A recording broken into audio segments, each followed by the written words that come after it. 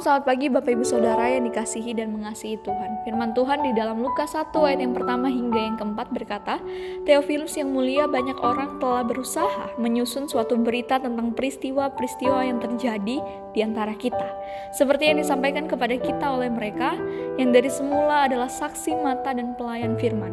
Karena itu setelah aku menyelidiki segala peristiwa itu dengan seksama dari asal mulanya, aku mengambil keputusan untuk membukukannya dengan teratur bagimu, supaya engkau dapat mengetahui bahwa segala sesuatu yang diajarkan kepadamu sungguh benar. Yang berbahagia setiap kita bukan hanya membacakan tetapi merefleksikan firman Tuhan dalam kehidupan kita hari lepas hari.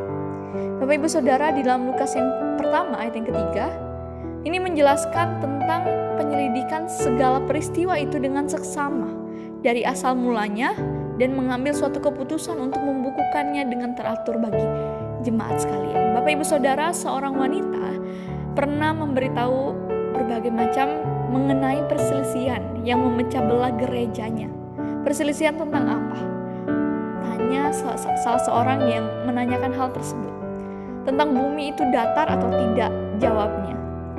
Beberapa bulan kemudian tersiar banyak kabar tentang seorang pria Kristen yang menyerbu masuk ke sebuah restoran dan membawa senjata untuk menyelamatkan anak-anak yang diduga sedang dianiaya di ruang belakang. Sebenarnya ruang belakang yang dimaksud itu tidak ada, dan pria itu pun ditangkap. Dalam kedua hal tersebut kita melihat dari kasus orang-orang yang terlibat bertindak menuruti teori konspirasi yang mereka baca di dunia maya. Bahkan kalau kita mau menjelaskan, orang percaya dipanggil untuk menjadi warga negara yang baik. Dan warga negara yang baik tidak akan menyebarkan informasi yang menyesatkan. Pada zaman Lukas, banyak cerita beredar tentang Yesus, dan sebagian dari cerita itu tidak akurat.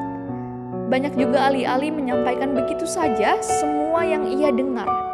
Lukas bertindak sebagai seorang jurnalis investigasi, berbicara dengan para saksi mata, menyelidiki segala peristiwa itu dengan seksama dari asal mulanya, dan menuliskan temuannya ke dalam suatu Injil.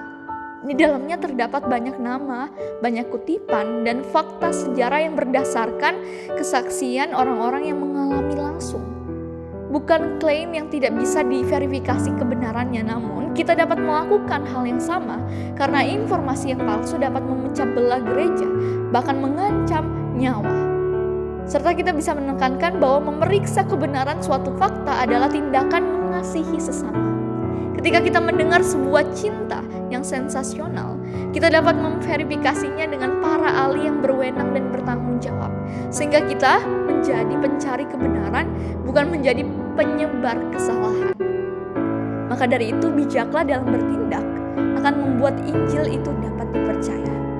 Lagi pula kita adalah umat Tuhan Yesus yang penuh dengan kebenaran. Maukah kita bijak dalam memilih supaya tidak menimbulkan banyak perselisihan dan kontradiksi antara satu dengan yang lain? Mari kita berdoa. Tuhan, kami bersyukur hari ini di mana Tuhan masih memberikan kami kesempatan dan waktu. Kami telah menyadari bahwa memberitakan kabar kebenaran bukan suatu hal yang mudah, tetapi kami dengan penuh sukacita menerimanya dan membagikannya bagi sesama kami. Kami rindu biarlah informasi dan kabar sukacita itu bukan menyesatkan satu dengan yang lain, tetapi menjadi suatu kesatuan untuk menyatukan dengan kasih terhadap satu dengan yang lain. Kami rindu juga berdoa dan bersyukur untuk Bapak Vindiar yang berulang tahun pada hari ini. Tuhan berkati dan sertai dalam setiap langkah juang, pekerjaan dan keluarganya. Berikan selalu kesehatan dan hikmat dan kebijaksanaan. Kami menyerahkan semua ini ke dalam tangan-Mu, biarlah Tuhan yang memimpin dan menyertai. Di dalam nama Yesus Kristus kami berdoa dan mengucap syukur. Amin. Selamat beraktivitas, Tuhan Yesus memberkati Bapak Ibu Saudara.